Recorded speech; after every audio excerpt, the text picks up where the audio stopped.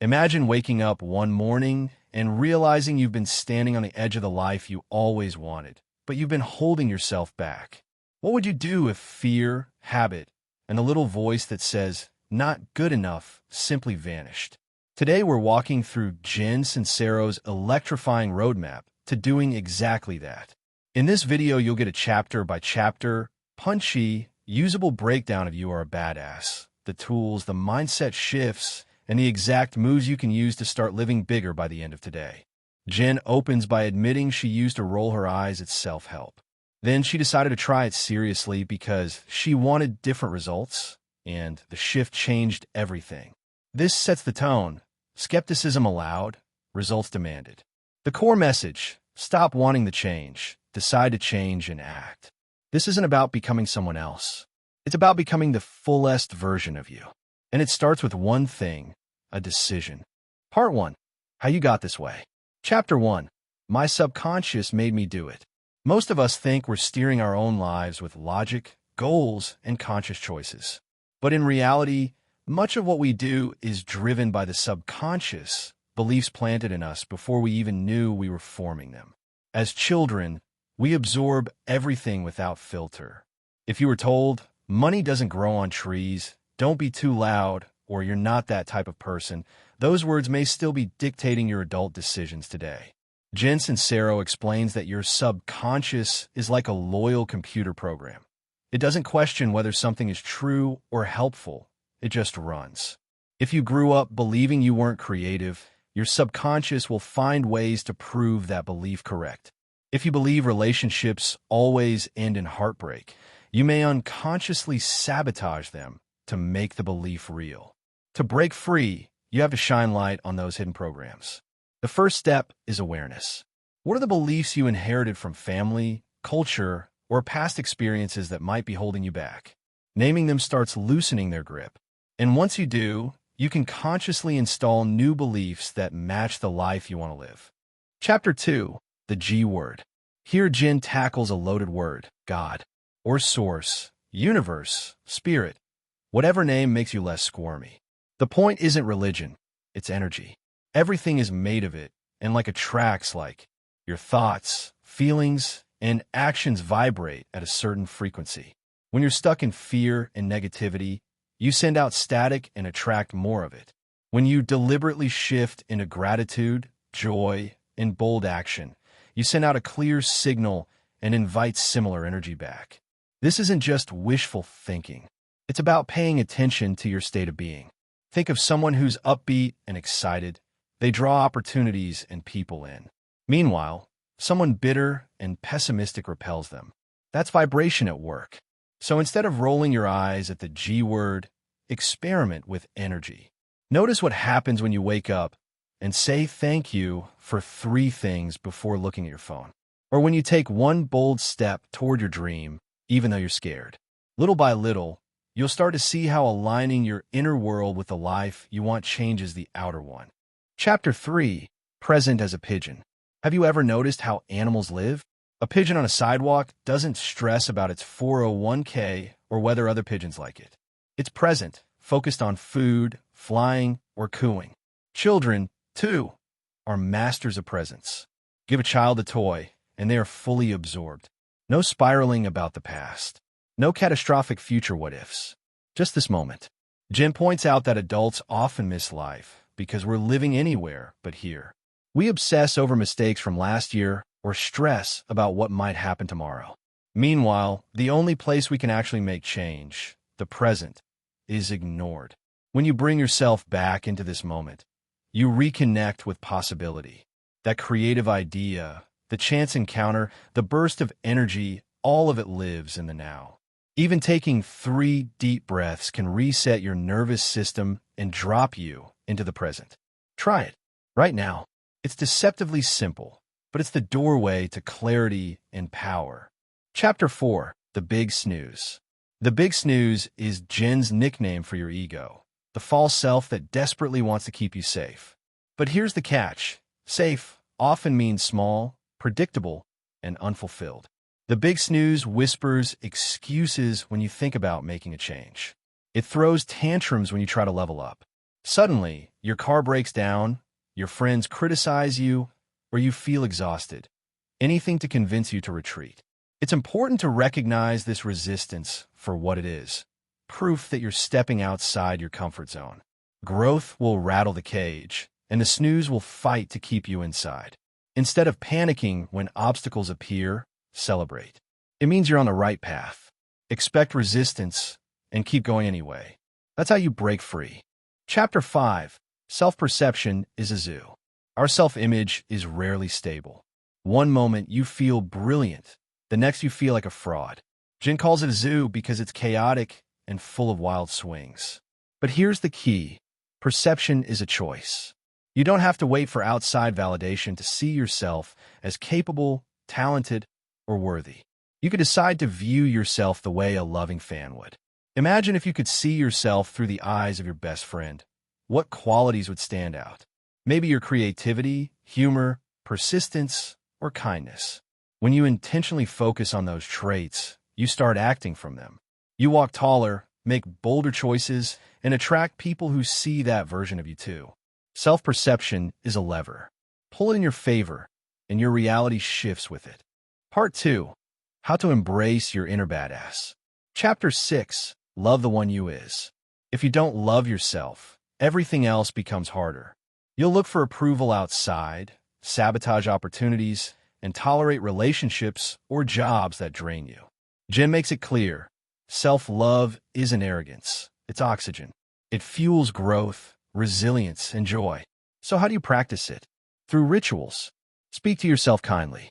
Use affirmations like, I am capable of creating the life I desire. Take care of your body. Eat foods that give you energy. Move daily. Rest enough. Treat yourself like someone you're deeply in love with. The shift may feel awkward at first, especially if you're used to self-criticism. But repetition rewires the brain. When you consistently treat yourself with love, you start to expect better, act bolder, and stop settling for scraps. Chapter 7. I know you are, but what am I? Words matter. The way you talk about yourself creates the story you live in. If you constantly say, I'm bad with money, or I'm not disciplined, you're reinforcing an identity you'll unconsciously live up to. Jen challenges us to rewrite those scripts. Instead of declaring limitations, declare possibilities. I'm learning how to manage money wisely. I'm building discipline. Even if it feels untrue at first, your brain adapts to the new story. And as you take small aligned actions, the story becomes reality. Catch yourself in everyday conversations. Notice when you dismiss yourself with humor or self-criticism. Replace it with a more empowering statement. The shift may be subtle, but over time it transforms how you show up in the world. Chapter 8. What are you doing here? This chapter digs into purpose. People often treat purpose like a hidden treasure you must discover after years of searching. Jen flips that idea. Purpose isn't out there somewhere. It's what lights you up right now. It's the activities that make you lose track of time, the conversations that energize you, the causes that ignite your passion. Instead of waiting for a grand revelation, pay attention to these sparks. Test them out. If writing excites you, write daily, even if it's just a paragraph. If you love helping people, volunteer or mentor. Through small experiments, your purpose starts to reveal itself. And remember, your purpose doesn't have to be monumental to matter. It simply has to feel true to you. Following what makes you come alive is how you contribute most to the world. Chapter 9. Loincloth Man. Jen tells the story of a man who wore nothing but a loincloth in public, fully owning his weirdness. Instead of shame, he radiated confidence and freedom. That's the lesson. Authenticity is magnetic. When you stop apologizing for who you are, you not only liberate yourself, but also inspire others to do the same. We often hide parts of ourselves out of fear of judgment, rejection, or ridicule. But the irony is that hiding robs us of connection. People resonate with realness, not perfection. The quirks you're most self-conscious about are often the exact things that make you memorable and lovable. So take a cue from Loincloth Man. Be unapologetically yourself. Share your art, your ideas, your story. The world doesn't need another carbon copy. it needs you as you are. Part 3. How to Tap into the Motherlode. Chapter 10. Meditation 101. Meditation might sound intimidating, like something reserved for monks on mountaintops, but Jen Sincero strips it down to its essence. It's simply sitting quietly and connecting with yourself. Think of it as giving your brain a rest from its constant chatter. When you meditate, you create space between your thoughts. In that space, you gain clarity, insight, and calm. Jen describes meditation as a gateway to source energy, the universal current that connects everything. You don't need incense, gongs, or perfect posture. Just a few minutes of sitting still, breathing, and noticing your thoughts without judgment can change your state. Over time, it rewires your brain, lowers stress, and strengthens your intuition. Picture it like tuning a radio. When you're full of mental noise, the signal is fuzzy. Meditation clears the static so you can receive the message more clearly. Whether it's inspiration for your next step, a burst of creativity, or simply a sense of peace. Even 1 minute a day can begin to change how you experience your life. Chapter 11. Your brain is your bitch. Your brain is an incredible servant, but a terrible master. Left unchecked, it can trap you in endless loops of worry, self-doubt, and limiting stories. Jen insists, you must take charge of your brain, not the other way around. Thoughts are not facts, they're patterns, and patterns can be changed. Every time you choose a new thought, you carve a new neural pathway. If you habitually think, I'm unlucky, your brain wires that belief and seeks evidence to confirm it. But if you train yourself to think, opportunities always come my way, your brain starts filtering reality differently. It notices chances you would have ignored before. This is not just positive thinking, it's mental training. Athletes use visualization to improve performance because the brain doesn't fully distinguish between imagining and doing. When you harness this principle in your own life, you can literally train your brain to expect success, resilience, and joy. Over time, it becomes your default setting. Chapter 12. Lead with your crotch. The chapter title is cheeky, but the lesson is profound. Stop overthinking and start trusting your gut. Leading with your crotch means moving from instinct, desire, and intuition instead of endlessly analyzing every decision. How many times have you felt pulled towards something exciting but talk yourself out of it because it seemed impractical, risky, or unrealistic? That's your brain overriding your gut. Jen argues that your gut often knows before your mind does. It's that thrill you feel when an opportunity excites you, even if it scares you. That combination, fear and excitement, is a sign you're on the edge of growth. If you wait until you have every answer and zero risk, you'll never move.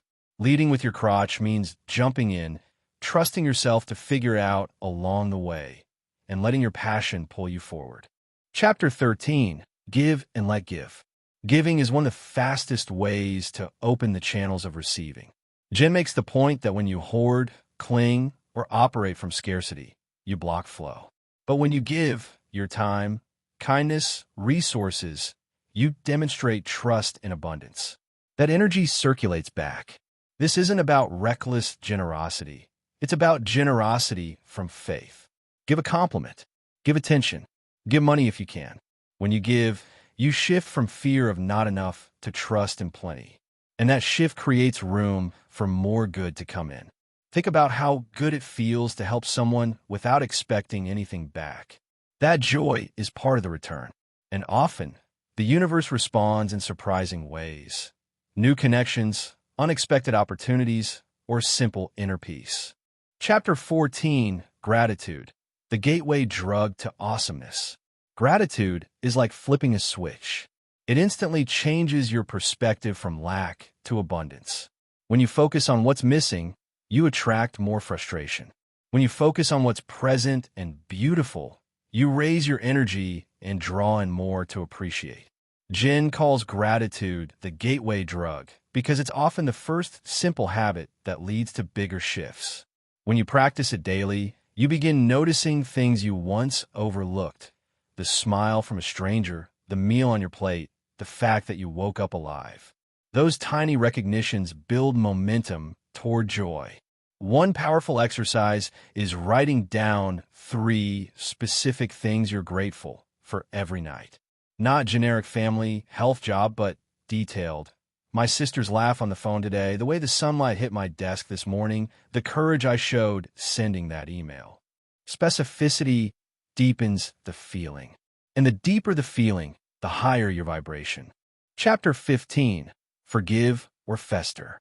Forgiveness isn't about letting someone off the hook. It's about setting yourself free. Holding on to anger or resentment is like drinking poison and expecting the other person to suffer. It eats away at your energy and keeps you tied to the past. Jen explains that forgiveness doesn't mean condoning bad behavior. It means choosing to no longer let it control you. You don't even need the other person's participation. Forgiveness is your decision to drop the baggage. Think of it as decluttering your emotional house. You're making room for peace, creativity, and possibility. One practice is to picture the person, acknowledge the hurt, and imagine releasing it like a balloon floating away. You may need to repeat it often, but each time, the weight lessens. The alternative is festering, keeping the wound open, letting it rot. Forgiveness closes the wound so healing can begin. Chapter 16. Loosen your bone, Wilma. Life is not meant to be endured with clenched teeth.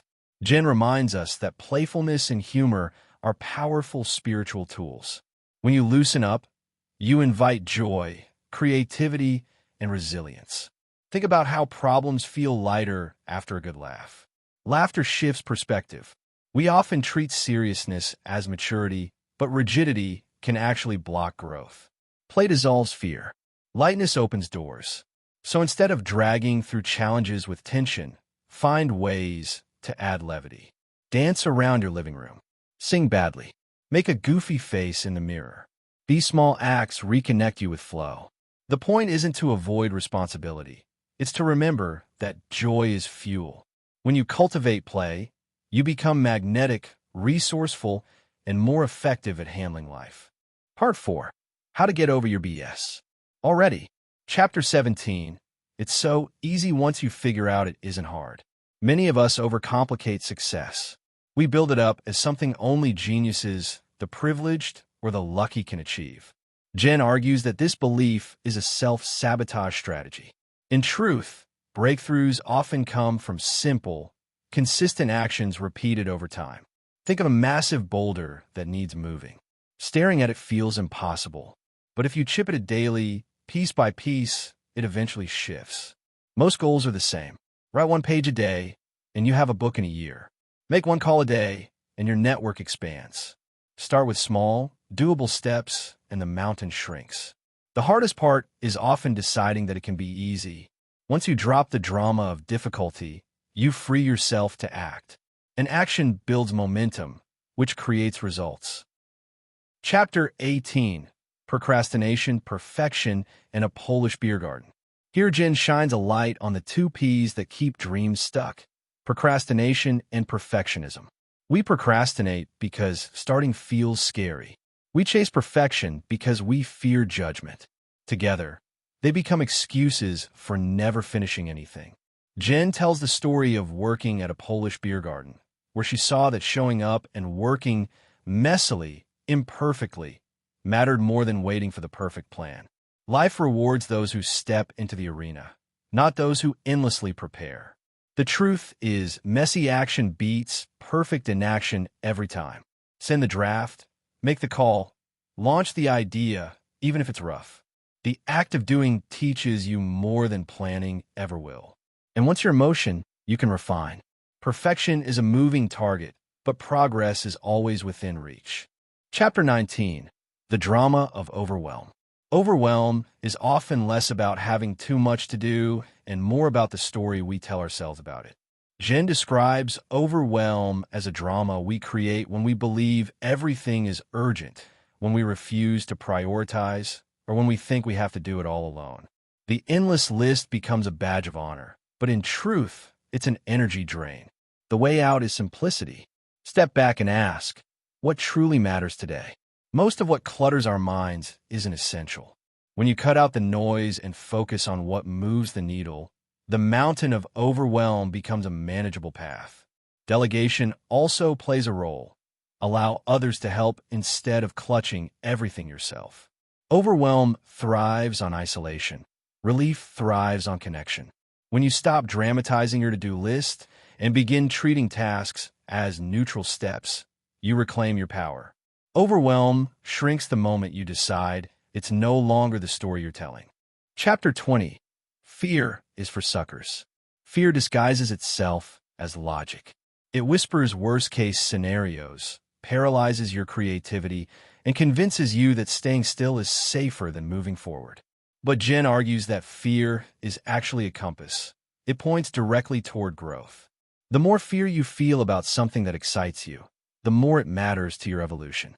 Instead of waiting to be fearless, move with fear. Courage is not the absence of fear. It's taking action despite it. Every time you step through fear, you build evidence that you can handle more than you thought. Over time, your tolerance for discomfort expands, and what once terrified you becomes normal. Think of fear as a signal that says, "This way lies your next level." Use it as fuel instead of a stop sign. Chapter 21. Millions of mirrors. Every person you encounter is a mirror reflecting something back to you. Your beliefs, your insecurities, your strengths. If someone's criticism devastates you, it's likely poking at a wound you already carry. If someone inspires you, it's often reflecting a possibility within yourself. Jen's lesson is to stop letting mirrors control your self-worth. Not every reflection is about you. Sometimes it's about them. People project their fears, judgments, and limitations outward. You don't have to pick those projections up. When you remember that people see you through their own filters, you're free to stop internalizing every reaction. By choosing which mirrors you'll accept and which you'll discard, you gain sovereignty over your identity. Chapter 22. The Sweet Life. What does the sweet life mean to you? Not society's version, not your parents' checklist, but yours. Jen pushes readers to get specific about the kind of life they want to wake up to. For some, it's a bustling city career. For others, it's slow mornings in the countryside. The point is to define sweetness on your own terms. When you chase someone else's definition of success, you end up restless even when you achieve it. But when you align your goals with what actually feels sweet to you, the pursuit becomes energizing instead of draining. Take a moment to visualize your ideal day. How do you feel? Who are you with? What are you doing? The clearer you get, the easier it becomes to steer your choices toward that reality. Part 5. How to Kick Some Ass. Chapter 23. The Almighty Decision. There's a difference between wanting something and deciding to have it. Wanting leaves room for excuses. Deciding closes the door on alternatives. Jen insists that decision is the turning point of every transformation. Once you truly decide, you organize your actions, your energy, and your beliefs around making it real. Most people never fully decide. They dip one toe in and keep the other foot in safety. But half decisions produce half results. The moment you commit, burning the boats behind you, you discover resources and courage you didn't know you had. Deciding doesn't mean knowing every step. It means saying, "This is happening. I'll figure it out as I go." That stance reshapes everything. Chapter 24. Money, your new best friend. Money gets a bad reputation. People call it greedy, shallow, or corrupt. But Jen reframes money as a neutral tool, like a hammer. You can build a house with it or smash a window. The tool isn't the problem. The user is. If you demonize money, you'll unconsciously push it away, even as you complain about not having enough. Instead, build a friendship with money. Talk about it with respect. Track it, care for it, learn how it works. See it as a partner that helps you amplify your purpose and joy. The more ease you create around money, the more of it flows into your life. This chapter encourages breaking inherited beliefs about scarcity. Money is not dirty, it's energy. Treat it well, and it will treat you well back. Chapter 25. Remember to surrender. There's hustle, and then there's trust. Jen explains that while action is crucial, gripping outcomes with white-knuckled control suffocates them. Surrender means doing your part, and then allowing space for the universe to do its part. It's not giving up. It's letting go of micromanaging the how and when. Think of planting a seed. You water it, give it sunlight, protect it, but you don't dig it up daily to check if it's sprouting. You trust the process. In the same way, after you've acted on your goals, release attachment to exact timing or form. This creates openness for results to arrive in ways you couldn't have predicted. Surrender is the antidote to obsession. It replaces anxiety with trust and makes the journey lighter. Chapter 26, Doing versus Spewing. Talking about change feels good, but it's not the same as change. Jen is blunt. Stop spewing plans, excuses, and declarations, and start doing. Action is the bridge between intention and reality. Until you act, everything is theory. The danger of spewing is that it tricks you into feeling progress when nothing has actually changed. You've probably met someone who talks endlessly about their big idea, but never lifts a finger. Don't be that person. Even small, imperfect action builds credibility with yourself. It shows you mean what you say. Doing breeds momentum. Momentum breeds results. Talking alone keeps you stuck. Chapter 27, Beam Me Up, Scotty. Jen closes the book with a challenge. Recognize the limitless possibilities available to you and dare to claim them. The phrase, beam me up, Scotty, captures the spirit of leaping into a new level of life, even if you don't know exactly how it will work. This chapter is both playful and profound. It's a reminder that you don't have to settle for ordinary. The same energy that powers galaxies is available to you. Why not use it? Why not decide that extraordinary is for you too? The invitation is clear. You are powerful, you are capable, and you are ready. The only thing left is to step up, trust, and go for it. You are a badass is more than motivational slogans. It's a call to wake up and consciously create your life. From identifying subconscious beliefs and embracing self-love to trusting intuition, reframing money, and stepping into bold action, Jen Sincero weaves together a roadmap for transformation that's both practical and uplifting. The essence of the book is this: you are not powerless. You're not stuck. You already have the capacity to change your story, but it requires decision, courage, and consistent action. Life responds when you align your thoughts, beliefs, and behaviors with the reality you want to live. So as you close this journey, remember Jen's ultimate challenge. Why not you? Why not now? Decide, act, trust, and keep going. The extraordinary is not reserved for a chosen few. It's available to anyone bold enough to claim it. And that includes you.